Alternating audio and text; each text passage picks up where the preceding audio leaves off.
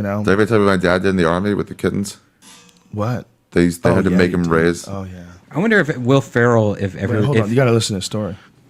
They made him raise. My dad was in special, what are they called in the army? Special forces? Yeah. And back then. And what they do is they make you learn how to take care of things, you know, just so you can know how to, like, care for your other GIs or whatever.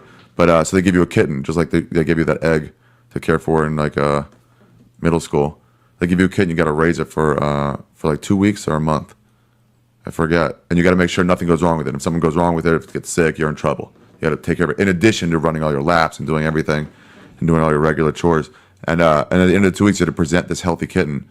And then once you present a healthy kitten, they go, okay, now snap its neck. And they make you snap its neck right there. There's a clip making the rounds again where comedian Ari Shaffir tells Joe Rogan his story about his dad serving in the Israeli Special Forces.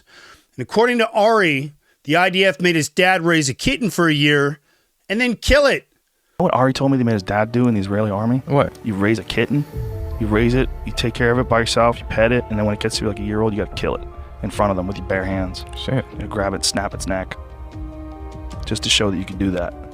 I was like, whoa. What part of the game is that? I was like, whoa. Just to show that you could shut it off. Like, you've got that ability to just shut it off. Like, you have this cat, you love it, a year and you're going to kill that thing with your hands.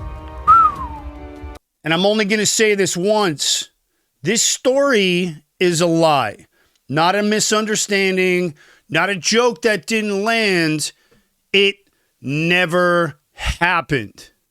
I served in one of Israel's top special operations units, the elite Mistaravim unit. And I didn't just train there, I lived it. And I wrote the memoir called Brotherhood of Warriors about it as the first American in one of Israel's top units. About the missions, the chaos, the moments that stay with you forever. There is no part of that journey, none, where you're ordered to kill a cat or any animal. No part where cruelty is confused with courage. If you hurt an animal, you will be put in jail. The IDF operates under what's called Tohara Neshek, or purity of arms. And that means we're trained to protect life, not abuse it. Real warriors don't kill kittens. They rescue hostages.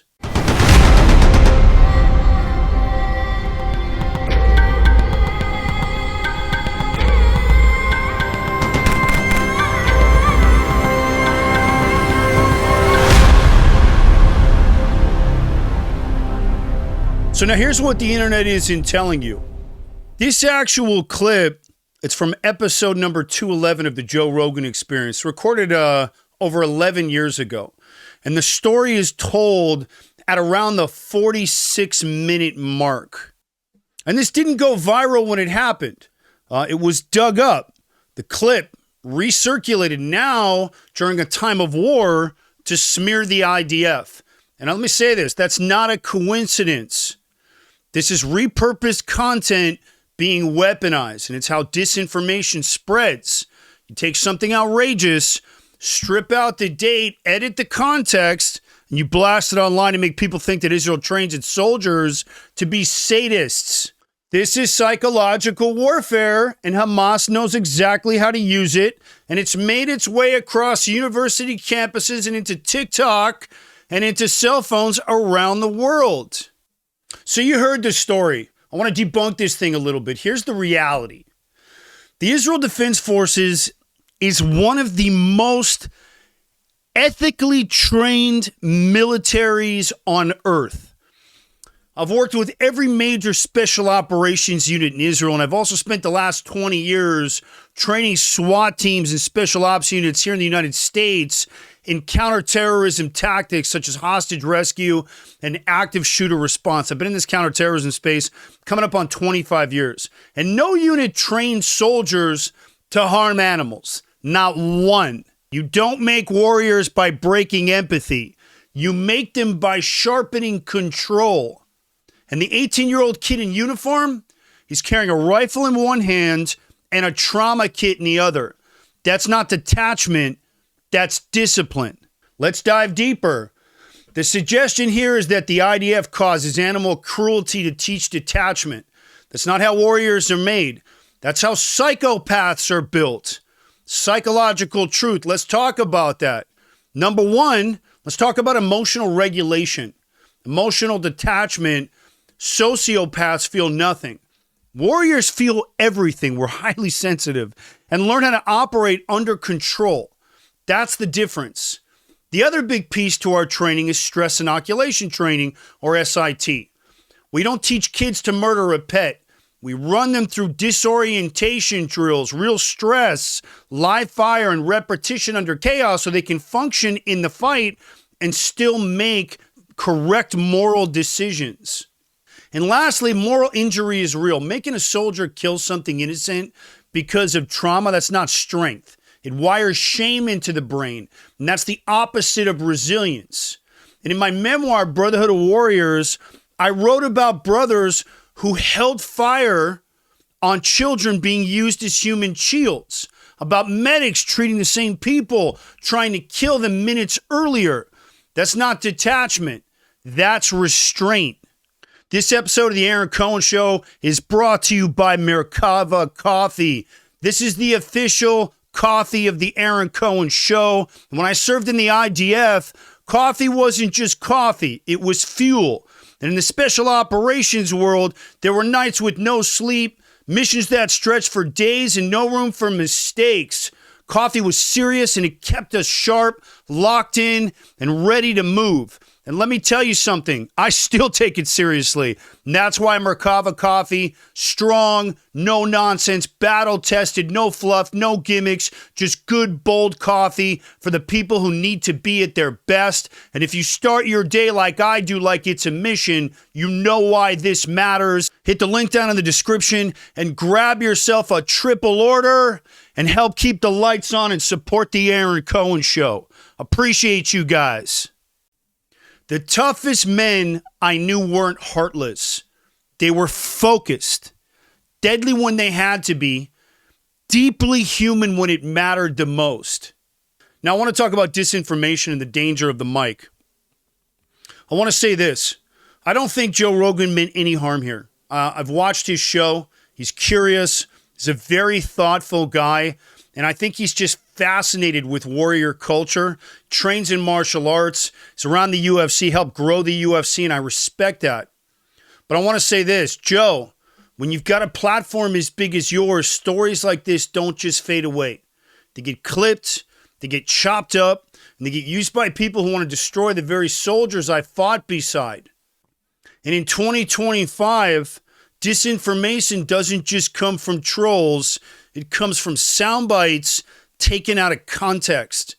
And that clip is now propaganda. Hamas wants people to believe that the IDF soldiers are baby killers. Look what happened to Rabbi Shmuley at the Fontainebleau Hotel in Miami. Just a crazy dude running around calling him a baby killer because he's been pumped with so much disinformation that he can't help believing that the IDF just kills babies. We don't. And like I just said, that clip is now propaganda, and Hamas wants people to believe that IDF kills babies. And that lie fuels their victim narrative. That lie drives anti-Semitism, and that lie ultimately gets people killed. We're in an information war now. Rogan knows that better than anybody. Joe, you know that. And clips like this are part of the battlefield, but no harm, no foul, just calling it out. But Joe, I just want to say this. If you're watching this, I'd love to come on and talk about it and help get the record straight. You've had astronauts, neuroscientists, CIA operatives on your show, and I know that you care about the truth and that you're a deep truth seeker. I know that you want to understand that warrior culture. And you've spoken to warriors across the U.S. spectrum, and I'm inviting you to talk to someone who's lived it through the optic of an American in the Israeli Special Forces. I'd love to come on and walk you through what Israeli warriors actually train for and what it is that makes us unique and how we carry out the types of operations that we do and how we pull off those magic tricks that you've been seeing over the last year and a half. Anytime, brother. Now I want to say something to Ari. Ari, אף אחד לא יורג חתול. Let me translate. Nobody killed a cat, brother. Your Abba told you a sexy little army story that's just not true. He probably bullshitted you a little because he loves you. because he's proud and because, like a lot of Israelis, he wears his IDF service like a badge of honor, and I respect that. But he went a little too Rambo with this story. And I'm telling you, no unit in the IDF, none, af echad, af yechida b'tzal would ever train soldiers to kill a cat. That's not how we operate. No unit would ever do that. And I'm going to be dead honest with you, Ari. A lot of guys talk big about their IDF service, especially if they washed out of a combat unit or didn't make it through the training pipeline. Even more so when it comes to special operations units in Israel, because it's such a small pool. But I've met more Israelis who were in my unit than actual people that were in my unit. And somehow every Israeli who immigrated to the U.S. in the 70s was at Entebbe on the famous Sayeret Matkal raid. I've met a ton of those guys. But you know what? I give them a pass. I do. And it's because service in Israel is mandatory. You give up your prime years whether you want to or not. And it's tough. And sometimes telling a big story makes the burden feel worth it. So I get it. And I still love every one of them for showing up. And I love your Abba too for coming here and for opening the doors for you so you could be a comedian. But this story, the kitten story, doesn't belong in Israel's culture. It's not a joke. It's not a myth. And it's definitely not propaganda, man. It's just not true. Those kind of things don't happen. When someone touches an animal in Israel, they go to prison. So I want to close this out with this. This isn't just some dumb anecdote. It's a very difficult time right now in the Middle East. This is a smear against one of the most ethical fighting forces in the world. And I've served in it. And it undermines every young soldier putting their life on the line right now to protect civilians. And that's Jews, Arabs, Christians, Druze. And when I wrote my memoir, I wanted the world to see what it really means to carry that burden, that cost, that clarity, that commitment. And I won't let anyone, no one, no comedian, no podcaster, no propagandist twist this into something ugly.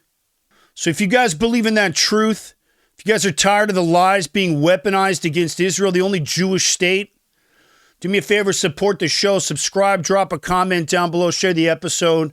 If you want to understand what Israeli special operators actually go through, pick up a copy of my best-selling memoir, Brotherhood of Warriors. I wrote it for moments like this because I'm not here to be polite. I'm here to defend the truth about Israel, and I'm just getting warmed up for you guys who know me. Hit the link in the description and grab yourself a copy of my memoir. I got signed copies, and learn about Israel's incredible capabilities and how we do things in Israel. Lies spread fast, and truth hits harder. And that's what this show was built for. I want to thank you guys for watching this one. Do me a favor, if you guys are a fan of the show, hit the link down in the description. Grab yourself a 3-pack of Merkava coffee, official coffee of the Aaron Cohen Show. The best French roast on the internet. I'm telling you, this stuff's incredible. Hit the link in the description. Every bag sold helps keep the lights on in the studio. Or if you're not a coffee drinker, you can join my season 1 sponsorship team. Grab yourself a sponsorship kit. They start at $25. Also helps keep the lights on in the studio and allows me to continue to combat that garbage anti-Israel misinformation that's out there floating around in that propaganda, while bringing you guys cutting-edge analysis in the Mideast, counterterrorism, and national security right here in the United States. I want to thank you guys for watching this one. Rogan, I'm a fan dog. Come on, bro, bring me on. Let's get into it. And to Ari, you're funny as hell, man. Don't stop being funny. You're great. I want to thank you guys for watching. I'm Aaron Cohen. You're watching the Aaron Cohen Show, and I will catch you guys on the next one.